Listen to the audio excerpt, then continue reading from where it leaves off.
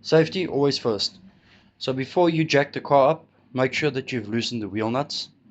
After you've done that and you've jacked the vehicle up, please ensure that you put a trestle under the vehicle in case there's any mishaps with the jack and you're under the car, that you are safe. Guys, it's important that you keep yourself safe. If you do things yourself, don't get caught in a situation where you're going to get hurt. Right, so now we're going to start taking off the wheel. I'm not going to be replacing the pads in this video. I'm just going to give you a short breakdown of how it looks. And then obviously the video will continue in part 2, where I'll be replacing the pads with a step-by-step process for you. But this is the start. So the first step is to ensure that you loosen the wheel nuts. If you've got a lock nut, loosen up the lock nuts, jack the vehicle up, put your trestle under the car, and then start removing the wheel.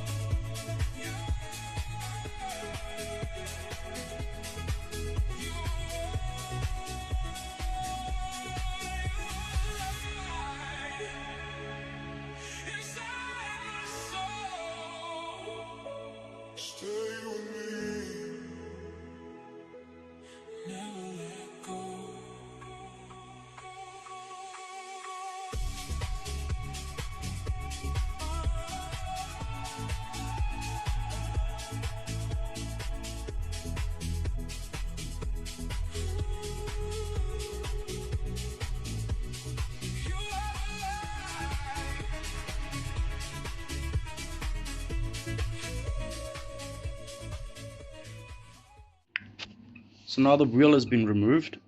Safety, like I said, comes first. All of the safety precaution has been done. And now we can actually look at the disc. And we can look at the pad. I'm going to bring it close up for you guys so you can just see how the disc looks.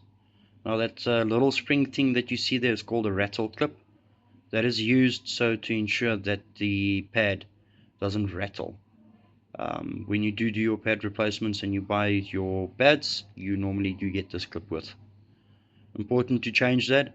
If you don't change it over time with the heat, the rattle clip starts loosening up, and then obviously if you go over bumps or if you brake back and forth with the vehicle, you'll hear either a clicking sound or a rattle sound when you go over a hard surface that's rough.